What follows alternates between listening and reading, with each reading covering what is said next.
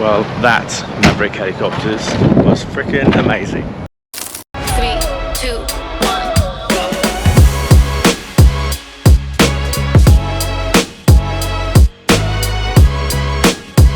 Well, hello Las Vegas. Yes, I am back after nearly 15 years, and Vegas, I have missed you. But better than that, and I can't quite believe I'm saying this, I'm here for F1, one of the most glamorous races on the calendar. In this video, I'm going to be giving you some of my tips for coming here and watching the F1, including the T-Mobile zone at the Sphere.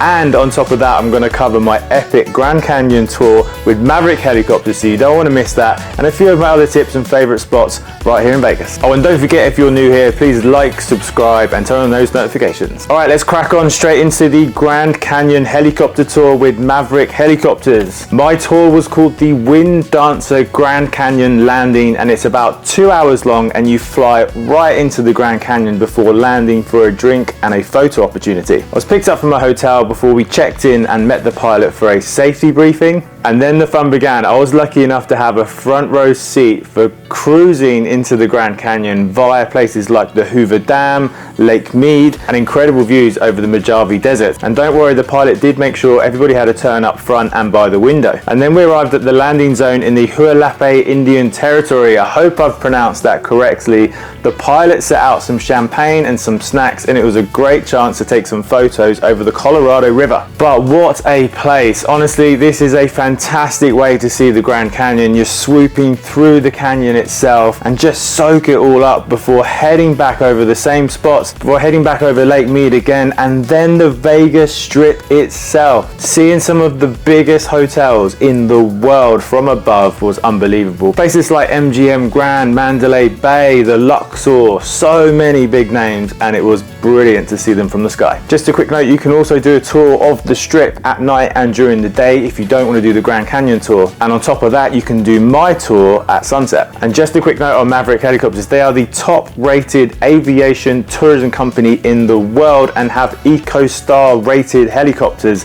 and this is my second flight with them, and both times it's been amazing, felt completely safe, and I fully recommend that you check them out too. And finally, don't forget to get your souvenir photo from Maverick Helicopters itself, a nice little shot of me there in front of the helicopter, and they also have pretty amazing clothing and apparel, so I did have to grab myself a new hat.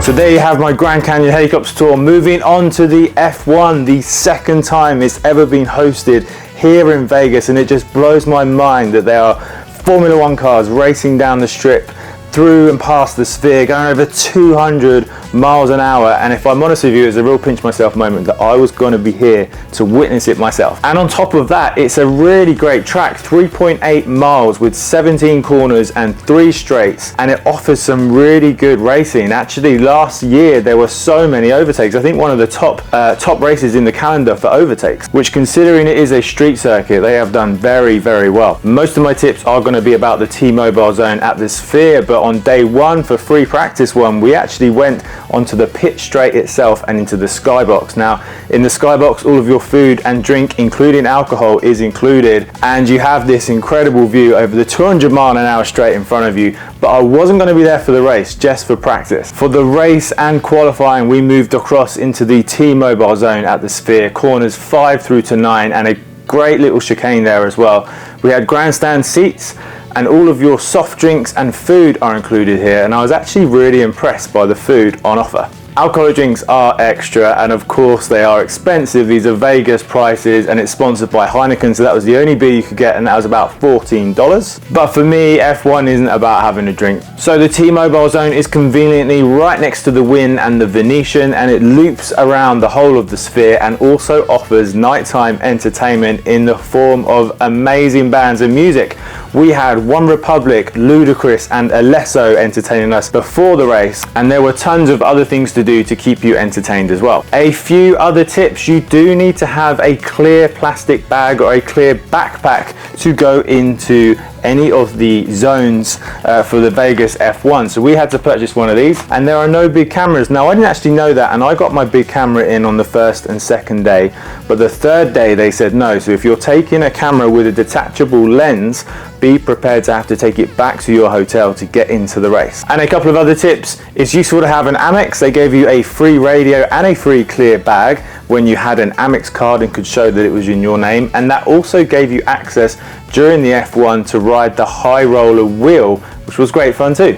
Other than that, when it comes to the Vegas F1, just keep in mind that all of the stadiums, all of the areas are zones, so you can't really walk around the whole track. That's pretty standard when it comes to a street circuit, so you will have to stick to your zone. But I was super impressed how they actually opened up the streets again in between races and how they kept the public moving. Do you know what? I know that some people found it quite difficult, particularly if you're a Vegas local, but I thought the organization of this Grand Prix was very, very good. And then when it came to the racing, we of course had two British men, George Russell and Lewis Hamilton, on the podium, and it was a really good race.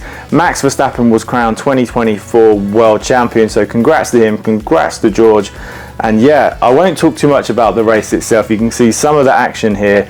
Next year, who knows? Hamilton will be at Ferrari, and who knows who will win. All right, and just quickly moving on to a couple of my tips while we're on the subject of Vegas. I love going down to Freemont Street because it's a pedestrian street. You can just wander around, people watch. It's old school, classic Vegas. Some of the most historic hotels and casinos are there, like Binion's and the Golden Nugget. And while you're down there, one of my favorite things I've done is the Neon Sign Museum. That was really actually impressive, and that's not too far from Fremont Street. And also the Mob Museum. So two great museums, Fremont Street in general. And finally, a quick shout out to Rich, aka Paperboy. He's the reason I'm here. Please go check out some of his amazing content, particularly his F1 content and the stuff that he's done while he's been here in Vegas. I'll pop a link in the description, and I'll post a couple of things that I'm chatting now. Other than that, that brings this video to a close. I hope you've enjoyed hearing about my Maverick Helicopters experience over the Grand Canyon and the F1 in general. Please feel free to drop any questions in the comments below. I'd love to help out for your planning of the F1 in Las Vegas in 2025 or 2026. Other than that, thank you for watching. Don't forget to like, subscribe, drop me a comment if you've got any questions. Thanks for watching, and happy travels.